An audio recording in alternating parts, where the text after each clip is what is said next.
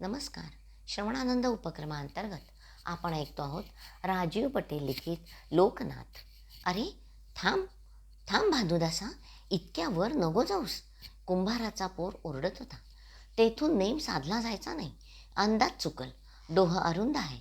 डोंबाराच्या मुलाचे शब्द ओठातच राहिले होते. जे चौघे ओठांना आवळून थिजल्यासारखे बघत होते. गोदाकाठचे 4-2 ब्राह्मण, कपडे धुणाऱ्या, पाणी भरणाऱ्या 7-8 स्त्रिया स्तब्धतेने वृक्षाकडे एकटक पाहत होत्या. भानुदासाला घरीचं घरटं लागलं. क्षणभर तो तिथे थांबला. घरट्यातली पिलं पाहून मंद हसला. आता घार तिथे भिरभिरू लागली. तिच्याकडे दुर्लक्ष करीत तो लपलप त्या फांदीकडे सरकला. वरच्या फांदीच्या टोकाला धरून त्यानं अंदाज घेतला आणि नंतर अलगद फांदीला लटकला. त्यानं दीर्घ श्वास घेतला. इकडे बघ्यांची संख्या वाढत होती. सगळे श्वास रोखून आपल्या मानात आणत होते. घारीने घातलेल्या शिळेने तिचा जोडीदार भानुदासालाही चोच मारण्यासाठी वर खाली झेपावू लागला होता. भानुदासानं स्वतःला उचललं. त्यानं आपल्या दोनही पायांना वर उचलून दोन्ही हातांच्या वर आणलं. त्याचं मस्तक खाली गेलं. नदीच्या डोहाकडे होती. मानेच्या नसा ताणलेल्या होत्या. हातांच्या दोन्ही बाजूचे पाय ताणले गेले होते आणि भानुदास तीरासारखा सुटला. तो सूर मारीत असावा असंच त्याच्या मित्रांना वाटलं.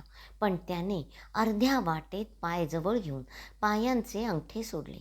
2 मंडलं घेऊन त्याचं मस्तक आता वर झालं. वज्रासनातला भानुदास पाण्यावर आदळला. ढुमकन आवाज आला. चक्राकार हातभर उंच लाटा उठल्या.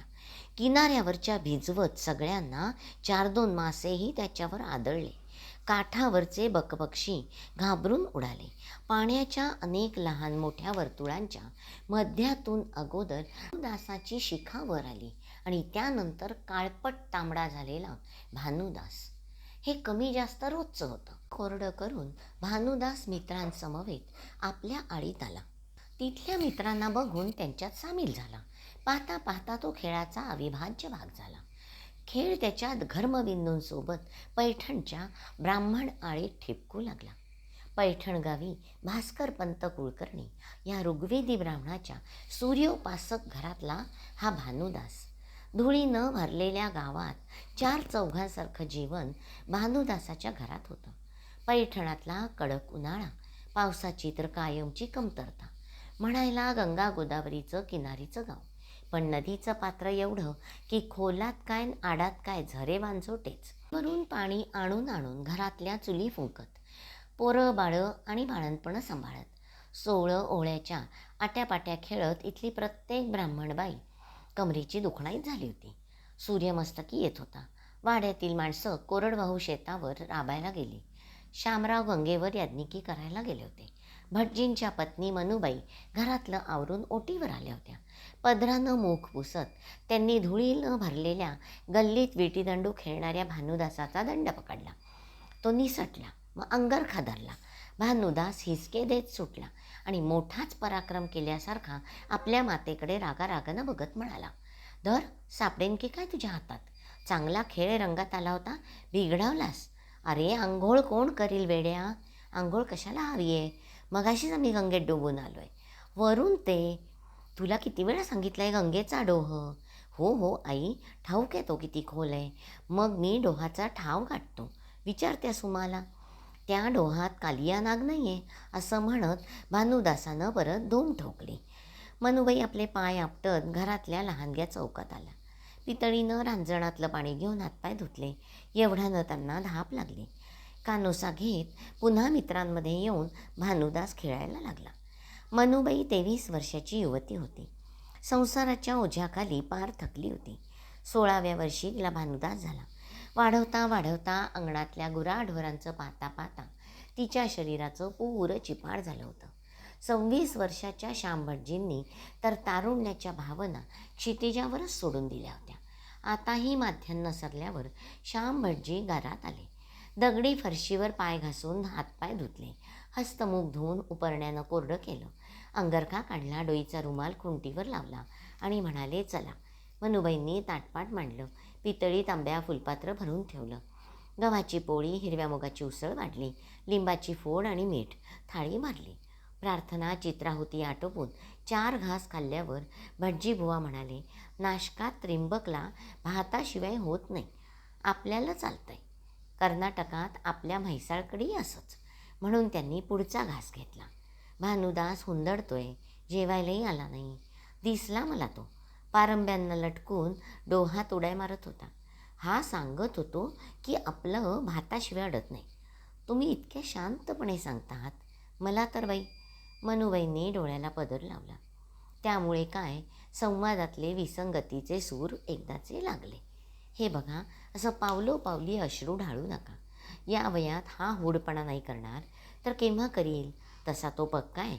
सूर पारंब्या खेळताना सावध असतो. का? तर पडलो तर खाली जमीन आहे, डोहात तर धोका नाही, पोहण्यात तर बेज आहे.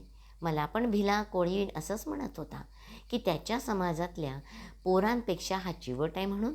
एक घास मुखात घेत चरवण करीत ते पुढे म्हणाले, यंदा मुंज करतो, आपसूक शांत होईल.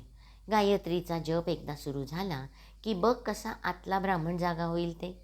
आठवं लागायच्या आधी भानुदासाची मुंज झाली. स्कंधावर यज्ञोपवीत आलं. पूर्वीही तुळतुळीत मस्तक असायचं, आताही झालं. मोठा घेरा आणि शिखा वाढली, ती वयाप्रमाणे. मोठ्या कष्टानं तो गुरुजींकडे त्रिकाल संध्या श्री गणपती अथर्वशीर्ष आणि रुद्रसूक्त शिकायला जाऊ लागला. पण त्याचा मूळ स्वभाव कुठे जायचा? त्याची उद्योगप्रियता स्वस्थ कशी बसायची? मग गुरुजींना आग्या मोहळातून मध आणून दे, नदीकाठच्या दाट केवडी बनातून गुरुपत्नींना केवडा आणून दे, दावं सुटलेल्या वासराला पुन्हा खुंट्याशी बांध, असली कामं भानुदासाकडून बिनगोभाट व्हायची. आणि मग पाठांतराचं म्हटलं की म्हणायचा, इतरांना सांगा, असं पुटपुटायचा. भानुदासाचा मित्रपरिवार मोठा, सगळ्याच समाजामधला. पाथरवट, सुतार, लोहार तो त्यांच्या कामाला हात लावी. मग जाळं फेकणं असो, डंबाऱ्याचा ढोल वाजवणं असो, दोरीवर चालणंही त्याला येई. ब्राह्मणांनी हटकलं की त्यांच्यासमोर नदीत सूर ठोकून बाहेर यायचा आणि म्हणायचा, झालो शोध. भानुदासाचं एक होतं, तो केवळ मात्र आपल्या मातेच्या हातचं अन्न खाई, आपल्याच कपिलेचं दूध प्राशन करी. कपिला आटली की दुधाशिवाय ना तडजोड नव्हती ना तक्रार नव्हती. वर्ष सरलं. गुरुजींच्या पाठशाळेतील मुलं आपल्या मस्तकांना स्वराप्रमाणे झटके देत पाठ म्हणू लागली होती. भानुदास कसं बसं अथर्वशीर्ष म्हणे. तो श्रावण मास होता. गंगेवर गर्दी होती. अभिषेकाला ब्राह्मण मिळत नव्हते. गुरुजींनी आपल्या शिष्यांकरवी लघुरुद्र केलं. कार्यक्रम आटोपला. यजमान व्यापारी होता. एकाची दक्षिणा कमी दिली. गुरुजींनी नम्रतेचं स्मरण देताच ते म्हणाले, आपला एक विद्यार्थी रुद्र म्हणत नव्हता. गुरुजी म्हणाले की आपली आवर्तने पूर्ण झाली आहेत. तरीही यजमान मानले नाहीत. म्हणाले, त्या विद्यार्थ्याला शिक्षा व्हायला हवी. तुम्ही ती देणार नाही म्हणून मी देत आहे. मीही वंशाने ब्राह्मण आहे. लहानपणी शिकलो नाही. इतरांनी तसं करू नये. गुरुजींना अपमान वाटला. त्यांनी भानुदासाला केतकीच्या बनामागे नेलं. वडाच्या पारंबीचा तुकडा घेतला. सगळे विद्यार्थी लांबवर थांबले होते. फटक्यांचा आवाज उमटत होता. भानुदासाच्या मुखातून शब्दही फुटत नव्हता. गुरुजी ओरडत होते. शेवटी ते थकले आणि हताशपणे चालायला लागले. हा हा म्हणता पैठणात वार्ता पसरली. श्यामा भटजींच्याही घरी कळलं. श्यामरावांचे भाऊ उमेशपंत धावत निघाले. भानुदास दूरवर निघून आला होता. दिवे लागणीला शांतपणे गावात आला. कुठले भावदर्शन न करता घरात शिरला. त्याने आपल्या मात्या पित्यांकडे दृष्टी घातली. पित्याच्या डोळ्यामध्ये क्रोधमिश्रित तटस्थता होती. मातेच्या डोळ्यामधलं वात्सल्य विरलं होतं. गोदेच्या खोल डोहातला नेमका दगड टिपणाऱ्या भानुदासाला ती दृष्टी आतवर छेदून गेली. तो दिवसभराचा उपाशी होता. अंगरखा फाटून पाठी पोटावर, दंडांवर, मांड्या नितंबावर वळ ठणकत होते. त्याला शिक्षा म्हणून खायला द्यायचं नाही एवढा उपाय वंशपरंपरेनं चालत आलेला होता. तोच अंमलात आणला गेला. घरात कुणी कुणाशी बोलत नव्हतं. भिंतीला भिंत लावलेले काका काकू द्रवित झाले होते. पण श्याम भटजींसमोर कुणी येऊ शकत नव्हतं. केवळ कपिला हंबरत होती. आज भानुदास तिच्याही जवळ गेला नव्हता. पहाटेच्या अंधारात कपिलेच्या हंबरण्याचा आवाज घुमू लागला. कपिला हंबरते हो, मनुबाई म्हणाल्या. माझ्या कानाला ऐकू येतंय, श्याम भटजी उत्तरले. नाही म्हटलं की आवाज जरा वेगळा वाटतोय. हा उठला असेल, भूक लागली असेल, दूध काढायला गेला असेल. अशा वेळी वासरू पण हंबरतं. तुम्हाला काय म्हणायचंय? झोपा जरा. तुमच्या लाडाने अहो लाड करायला घरात टिकला का कधी? भानुदासाचं अंग काही ठिकाणी फुटलं होतं. त्याने सगळीकडे गोमूत्र लावलं. काही वासरांना कुरवाळलं आणि अंधारातच अनवाणी निघाला. मध्यान्हपूर्व वेळी तो बिडकींच्या वस्तीवर पोचला. एका मळ्यात मोठेनं पाणी शेणलं जात होतं. जलपानाच्या हेतूनं भानुदास तिथे गेला. थोडंसं पाणी प्यायला असेल आणि भोवळ येऊन पडला. धावाधाव झाली. भानुदासाला एका तरण्यानं उचलून झोपडीत आणलं. ब्राह्मणाच्या पोराला कुणीतरी चांगलंच मारल्याचं ध्यानात आलं होतं. गावातून म्हातारा ब्राह्मण आला. त्याने नाडी तपासली. पोर उपाशी होता. गुरुजी, शिधा देतो, इथेच पकवा आणि भरवा त्याला. आमच्या हातचं नको, पाप लागायचं. तांदूळ कुठून मिळायचा? गव्हाचा भरडा होता. गूळ घालून पातळ लापशी खाऊ घातली. सावळ्या पोराच्या डोळ्यात तरतरी दिसू लागली. कुणी मारलं र? पोरगा काही बोलला नाही. अरे, जीभ पहा त्याची. बोलत नाही की कानाने ऐकायला येत नाही? भानुदासानं बोलणाऱ्याकडे दृष्टी फिरवली. ऐकतो पण बोलत नाही. तो बोलणार नाही. त्याला बोलता येतं. पण ब्राह्मण म्हणाला. दुपारनंतर भानुदासाला प्रसन्न वाटू लागलं. तो गाई वासरांशी खेळू लागला. मी वृषाली केळकर आजच्या वाचनाचा येथे समारोप करते.